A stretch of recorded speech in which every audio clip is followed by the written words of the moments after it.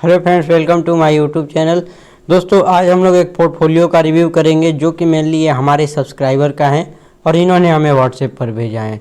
और इनके investment amount की बात करें तो 1,31,000 रुपये के करीब इनका टोटल इन्वेस्टमेंट अमाउंट है और करेंट में इन्हें 29,400 रुपये के करीब इन्हें लॉस चल रहा है 22.39% का। अब दोस्तों, बिना टाइम वेस्ट किए देख लेते हैं फर्स्ट स्टॉक के बारे में। तो दोस्तों, फर्स्ट स्टॉक की बात करें तो इनके पास BSC का शेयर है और इन्होंने टोटल 9 क्वांटिटी बाय करके रखे हैं। 650 रुपये के प्राइस पे इन्होंने बाय किया है और फिलहाल की बात करें तो 7.5% से भी ज़्यादा का इन्हें लॉस चल रहा है 755 रुपये का। अब दोस्तों, इस कंपनी के फंडामेंटल्स की बात करें तो ये स्मॉल कैप कैटेगरी कंपनी है जिसका मार्केट कैप 8231 करोड़ का है, जो कि डिसेंट सा मार्केट कैप है।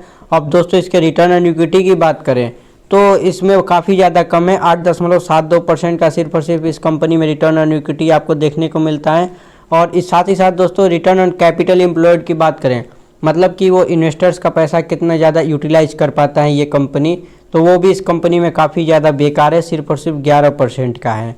मतलब कि इन्वेस्टर का पैसा सिर्फ और सिर्फ 11% ही ये कंपनी यूज कर पाता है, बाकी सब वो बेकार चला जाता है, तो जो कि बहुत ही ख़राब बात है। और साथ ही साथ दोस्तों, इस कंपनी के 5 साल के CAGR ग्रोथ की बात करें तो भी 12.5% के करीब है।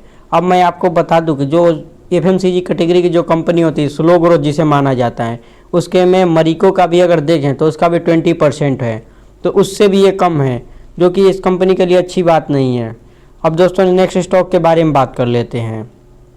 नेक्स्ट स्टॉक की बात करें तो इनके पास कैप्लिन पॉइंट लेबोरेटरीज है। मेनली दोस्तों, ये कंपनी फार्मास्यूटिकल से बिलोंग करती है और इनके पास टोटल 6 क्वांटिटी है। 864 रुपये के प्राइस पे इन्होंने बाय किया है और फिलहाल की बात करें तो 14% से भी ज़्यादा का इन्हें लॉस चल रहा है 743 रुपये का। अब दोस्तों, इस कंपनी के फंडामेंटल्स की बात करें तो ये भी एक स्मॉल कैप कैटेगरी कंपनी है, 5598 करोड़ का इसका मार्केट कैप है। और मैं आपको बता दूँ, ये एक डेब्ट फ्री कंपनी है, मतलब इस पर एक भी पैसे का कर्जा नहीं है, एक ऑलमोस्ट डेब्ट फ्री इसे कंसीडर कर सकते हैं। अब दोस्तों, इसका रिटर्न ऑन इक्विटी की बात करें तो वो जो कि 22.5% है, जो कि इसे डिसेंट है और ये अच्छी कंपनी है जिसे रिटर्न ऑन इक्विटी के मामले में। और रिटर्न ऑन कैपिटल एम्प्लॉयड की बात करें तो वो भी इसका 29% के करीब है, जो कि ये भी एक डिसेंट सा है, ज़्यादा अच्छा तो नहीं बोलेंगे लेकिन एक डिसेंट सा है।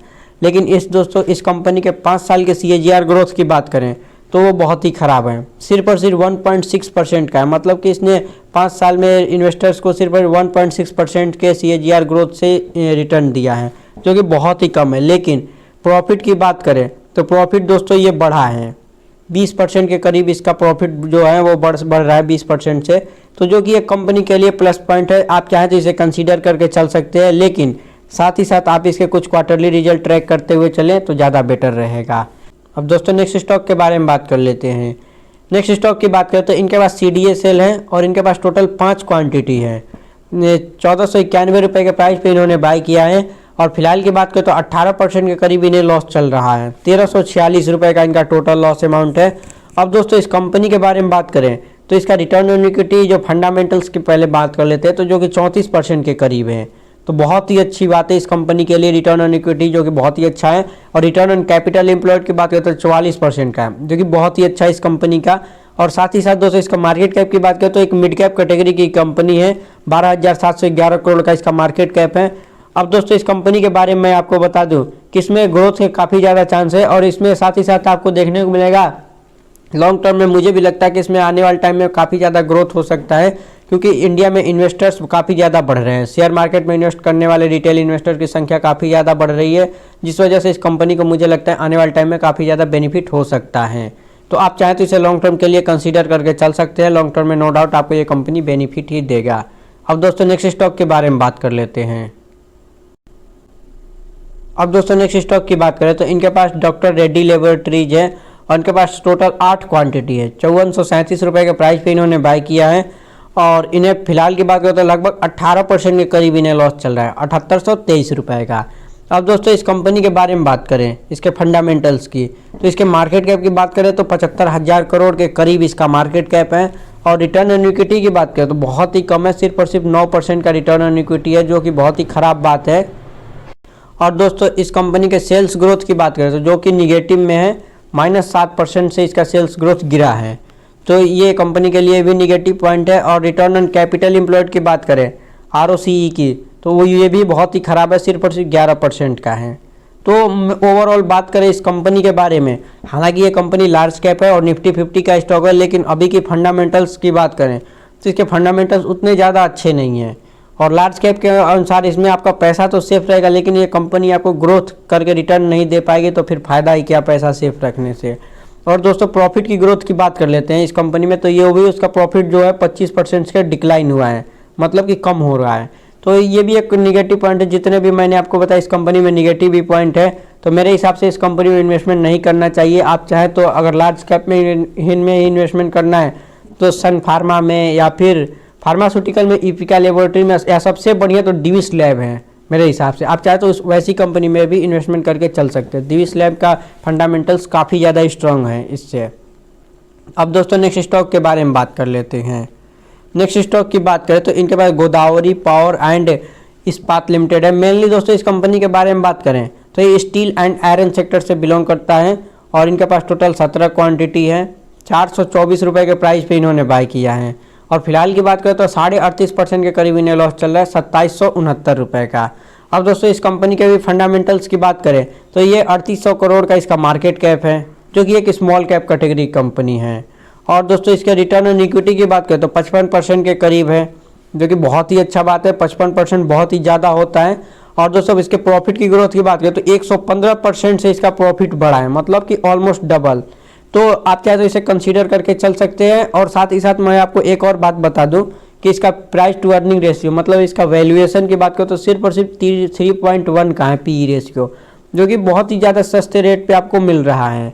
और साथ ही साथ दोस्तों इसमें आपको एक और बात बता दूं कि इसमें आपको काफ़ी ज़्यादा अप्स एंड डाउन्स देखने को मिलेंगे। जैसा कि मैंने आपको बताया कि ये एक स्टील सेक्टर की कंपनी है, तो स्टील सेक्टर में अप्स एंड डाउन्स अभी आपको हमेशा ही आपको काफ़ी ज़्यादा देखने को मिलेंगे, जिस वजह से दोस्तों आप चाहें तो इसके कुछ क्वार्टरली रिजल्ट भी ट्रैक करते हुए चल सकते हैं। और आप चाहे तो इसमें कंसीडर करके चल सकते हैं, क्योंकि अभी की बात करें तो अभी इसके फंडामेंटल्स नो डाउट काफ़ी ज़्यादा स्ट्रॉन्ग हैं। तो दोस्तों हम नेक्स्ट स्टॉक की बात करें तो इनके पास IRCTC है और IRCTC के इनके पास टोटल 9 क्वांटिटी है और इन्होंने 764 रुपये के प्राइस पे बाय किया है। और फिलहाल की बात करें तो 3% से भी ज़्यादा का इन्हें लॉस चल रहा है, 222 रुपये का। अब दोस्तों इस कंपनी के फंडामेंटल्स की बात करें तो नो डाउट इसका फंडामेंटल्स काफ़ी ज़्यादा स्ट्रॉन्ग है और साथ ही साथ ये एक डेब्ट फ्री कंपनी है। और दोस्तों मैं आपको बता दूं इसका शेयर प्राइस अभी आपको काफ़ी ज़्यादा डाउन देखने को मिल रहा होगा। तो मैं आपको बताते चलूँ कि इसका जो मार्केट में पहले का वैल्यूएशन था 150 से 200 के करीब इसका पीई रेशियो चल रहा था, जो कि काफ़ी ज़्यादा हाई होता है। तो दोस्तों मार्केट ने इसका काफ़ी ज़्यादा इसका पीई रेशियो नीचे कर दिया, मतलब इसको अंडर वैल्यूड इसका डाउन कर दिया है।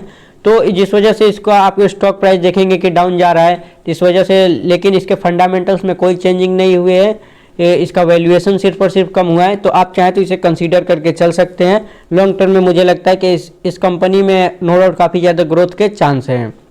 और ये साथ ही साथ ये एक डेब्ट फ्री कंपनी है, तो और भी ज़्यादा चांस बढ़ जाते हैं क्योंकि ये ग्रो करने के लिए। तो आप चाहे तो इसे कंसीडर करके चल सकते हैं। तो दोस्तों नेक्स्ट स्टॉक की बात करें तो इनके पास JBMA है और ये कंपनी दोस्तों मेनली ऑटो सेक्टर से बिलोंग करता है और इनके पास टोटल 12 क्वांटिटी है। 506 रुपये के प्राइस पे इन्होंने बाय किया है और फिलहाल की बात करें तो इन्हें 20% से भी ज़्यादा का लॉस चल रहा है, 1230 रुपये का। अब दोस्तों इस कंपनी के मार्केट कैप की बात करें तो 4927 करोड़ का है, मतलब कि आप ये समझ लीजिए एक स्मॉल कैप कैटेगरी कंपनी है। और साथ ही साथ दोस्तों इस पर डेब्ट की बात करें, मतलब कर्जे की, तो जो कि 1074 करोड़ का है, जो कि ज़्यादा तो नहीं बोलेंगे लेकिन कम भी नहीं है। आप इस पर कर्जा जो वो है वो डिसेंट साइज पर कर्जा भी है। और रिटर्न ऑन इक्विटी की बात करें तो 19% का रिटर्न ऑन इक्विटी है, जो कि ये भी एक ठीक ठाक है, मतलब ज़्यादा कम भी नहीं और ज़्यादा अच्छा भी नहीं है। और रिटर्न ऑन कैपिटल एम्प्लॉयड 14% के करीब है। और एक चीज़ और मैं आपको बता दूं, 5 साल का CAGR ग्रोथ जो है वो सिर्फ और सिर्फ 13% का है, जो कि अच्छी बात नहीं है। तो दोस्तों आप चाहे तो इसे कंसीडर भी कर सकते हैं, कुछ क्वार्टरली रिजल्ट इसके ट्रैक करते हुए चलें तो ज़्यादा बेटर होगा, वरना आप इससे निकल भी सकते हैं क्योंकि एक स्मॉल कैप कंपनी है और स्मॉल कैप के आप केमिकल सेक्टर में इन्वेस्टमेंट करके चल सकते हैं, क्योंकि केमिकल सेक्टर में काफ़ी ज़्यादा ग्रोथ भी देखने को मिलता है और आपको रिटर्न भी बहुत ही अच्छा देखने को मिलेगा। तो इस वजह से आप चाहे तो इसमें से निकल भी सकते हैं, वरना आप इसमें बने भी रह सकते हैं क्योंकि इसके फंडामेंटल्स भी ज़्यादा कोई ख़राब नहीं है, ज़्यादा अच्छे भी नहीं है तो ज़्यादा ख़राब भी नहीं है, एक डिसेंट सा फंडामेंटल है। अब दोस्तों नेक्स्ट स्टॉक के बारे में बात कर लेते हैं। नेक्स्ट स्टॉक की बात करें तो इनके पास LIC इंडिया है और इनके पास टोटल 15 क्वांटिटी है। 904 रुपये के प्राइस पे इन्होंने बाय किया है और इन्हें काफ़ी ज़्यादा हैवी लॉस हो रहा है। इसमें 34.5% के करीब इन्हें लॉस चल रहा है। तो दोस्तों इस कंपनी के बारे में नो डाउट आप सभी लोग जानते होंगे, ये एक नई लिस्टिंग कंपनी है और सेक्टर इसका इंश्योरेंस से बिलोंग करता है। और इसके मार्केट कैप की बात करें तो 4 लाख करोड़ के करीब इसका मार्केट कैप है। और साथ ही साथ दोस्तों इसके कर्जे की बात करें तो 0 रुपये का इस पर कर्जा है, मतलब कि ऑलमोस्ट ये डेब्ट फ्री कंपनी है और ये गवर्नमेंट कंपनी है। और इसके रिटर्न ऑन इक्विटी की बात करें तो जो कि 48% का है, तो ये बहुत ही अच्छा है। और साथ ही साथ दोस्तों रिटर्न ऑन कैपिटल एम्प्लॉयड की बात करें तो वो भी 48% का ही है, जो कि बहुत ही अच्छा माना जाता है। और प्रॉफिट जो है 39% से इसका बढ़ा है। तो नो डाउट ओवरऑल इसके फंडामेंटल्स की बात करें तो काफ़ी ज़्यादा फंडामेंटल्स इसके स्ट्रॉन्ग हैं। लेकिन मैं आपको बता दूं कि जो इसका मार्केट शेयर है वो साथ ही साथ इसका डिक्रीज हो रहा है समय के साथ, तो जो कि इस कंपनी के लिए काफ़ी ज़्यादा निगेटिव है। और इसमें आपको लॉस इसलिए देखने को मिल रहा है क्योंकि जब ये कंपनी मार्केट में नई नई लिस्ट हुई थी तब इसका वैल्यूएशन लगभग 200 के करीब चल रहा था, मतलब इसका price to earning ratio P ratio 200 के करीब चल रहा था, जो कि आज गिरते गिरते 69 के करीब चल रहा है। तो इस वजह से दोस्तों इसमें आपको डाउन देखने को मिल रहा है। अगर आप चाहे तो इसे कंसीडर करके चल सकते हैं। मुझे लगता है आने वाले टाइम में इसमें आपको स्लो ग्रोथ देखने को मिलेगा, लेकिन हाई ग्रोथ तो आप इससे एक्सपेक्ट नहीं कर सकते क्योंकि ऑलरेडी ये काफ़ी ज़्यादा बड़ी हो चुकी है कंपनी। तो आप इसमें एक डिसेंट सा ग्रोथ आपको देखने को मिल सकता है। और साथ ही साथ मैं आपको बता दूं कि मुझे लगता है अभी और भी ज़्यादा इसका शेयर प्राइस गिर सकता है क्योंकि इसका वैल्यूएशन अभी भी काफ़ी ज़्यादा हाई है। तो आप चाहे इसे कंसीडर भी कर सकते हैं।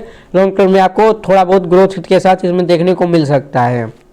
अब दोस्तों नेक्स्ट स्टॉक के बारे में बात कर लेते हैं। तो दोस्तों नेक्स्ट स्टॉक की बात करें तो इनके पास ल्यूपिन है और ल्यूपिन के इनके पास टोटल 13 क्वांटिटी है। 1178 रुपये के प्राइस पे इन्होंने बाय किया है और फिलहाल की बात करें तो इन्हें लगभग 41% के करीब लॉस चल रहा है, 6273 रुपये का। अब दोस्तों इस कंपनी के फंडामेंटल्स की बात करें तो फंडामेंटल्स तो इसके काफ़ी ज़्यादा वीक है। और साथ ही साथ इसका मार्केट कैप की बात करें तो 32,000 करोड़ के करीब इसका मार्केट कैप है। और डेब्ट तो ज़्यादा नहीं है, 790 करोड़ का डेब्ट है, जो कि इसे चुकाने के लिए कोई ज़्यादा बड़ी बात नहीं है। लेकिन एक चीज़ मैं आपको बता दूं कि इसका जो अर्निंग पर शेयर है वो निगेटिव में है, मतलब एक शेयर पे कंपनी कितना रुपए कमा रही है वो निगेटिव में है, मतलब कि लॉस में है। तो ये कंपनी एक लॉस मेकिंग कंपनी है और 15 रुपये का एक शेयर पे ये लॉस कर रही है। और साथ ही साथ इसके रिटर्न ऑन इक्विटी की बात करें तो कंपनी जब लॉस में तो रिटर्न ऑन इक्विटी भी लॉस निगेटिव में ही होगा, जो कि 1% का है। और प्रॉफिट की ग्रोथ की बात करें तो इसका दोस्तों प्रॉफिट भी है वो लॉस में है, मतलब निगेटिव में है। 114% से इसका प्रॉफिट जो है वो गिरा है। और रिटर्न ऑन कैपिटल एम्प्लॉयड की बात करें तो वो भी निगेटिव में है, मतलब कि इस चारों तरफ से आप देखें तो इसका फंडामेंटल्स बहुत ही ज़्यादा वीक है। तो ऐसी कंपनी में इन्वेस्टमेंट करने से बचना चाहिए। और साथ ही साथ ये फार्मास्यूटिकल की कंपनी है, तो मुझे नहीं लगता इस कंपनी में उतना ज़्यादा ग्रोथ भी आपको देखने को मिलेगा। अगर इसका प्रॉफिट भी हो रहा होता तब भी मुझे नहीं लगता कि ये कंपनी उतना ज़्यादा इसे ग्रोथ दिखा पाती। तो दोस्तों आप चाहे तो ऐसी कंपनी में से निकल सकते हैं और कोई अच्छी कंपनी में इन्वेस्टमेंट करके चल सकते हैं। अब दोस्तों नेक्स्ट स्टॉक की बात करें तो इनके पास रेडिको है और रेडिको के इनके पास टोटल 5 क्वांटिटी है। 1239 रुपये के प्राइस पे इन्होंने बाय किया है। और फिलहाल की बात करें तो 16.5% के करीब इन्हें लॉस चल रहा है, 1017 रुपये का। अब दोस्तों इस कंपनी के फंडामेंटल से बात करने से पहले मैं आपको बता दूं कि ये बेवरेजेस सेक्टर से कंपनी बिलोंग करता है। मेनली दोस्तों ये अल्कोहल बनाने के काम करता है। और साथ ही साथ इसके मार्केट कैप की बात करें तो 13,800 करोड़ के करीब इसका मार्केट कैप है, जो कि ये मिड कैप कैटेगरी की कंपनी है। और इसके रिटर्न ऑन इक्विटी की बात करें तो 13.5% के करीब इसका रिटर्न ऑन इक्विटी है, जो कि बहुत ही कम तो नहीं बोलेंगे, मतलब कि एक मीडियम साइज रेंज का है, ज़्यादा कम भी नहीं है ज़्यादा अच्छा भी नहीं है। और दोस्तों प्रॉफिट की ग्रोथ की बात करें तो इसके 6% से इसका प्रॉफिट जो है डिक्लाइन हुआ है, मतलब कम हुआ है। और इसके 5 साल के CAGR ग्रोथ की बात करें तो 38% का है, जो कि काफ़ी अच्छा माना जाता है। तो आप चाहें तो इस कंपनी को कंसीडर करके चल सकते हैं। हालांकि इसके कुछ क्वार्टरली रिजल्ट आप ट्रैक करते हुए चलें तो ज़्यादा बेटर रहेगा। दोस्तों नेक्स्ट स्टॉक की बात करें तो इनके पास स्टार हेल्थ है। और नाम से आप ये मत समझ लीजिए कि ये फार्मास्यूटिकल कंपनी है, ये एक इंश्योरेंस कंपनी है। और इनके पास टोटल 16 क्वांटिटी है। 900 रुपये के प्राइस पे इन्होंने बाय किया है। और फिलहाल की बात करें तो 20% से भी ज़्यादा का इन्हें लॉस चल रहा है। और दोस्तों इसके मार्केट कैप की बात करें तो 40,000 करोड़ का इसका मार्केट कैप है। और साथ ही साथ ये एक डेब्ट फ्री कंपनी है। और मैं आपको बताता चलूँ कि एक नई लिस्टिंग कंपनी है। तो और साथ ही साथ इसके अर्निंग पर शेयर की बात करें तो जो कि निगेटिव में है, -27 रुपये का है। तो इससे आपको ये पता चलता है कि ये कंपनी अभी प्रॉफिट नहीं जनरेट कर रही है, ये एक लॉस मेकिंग कंपनी है।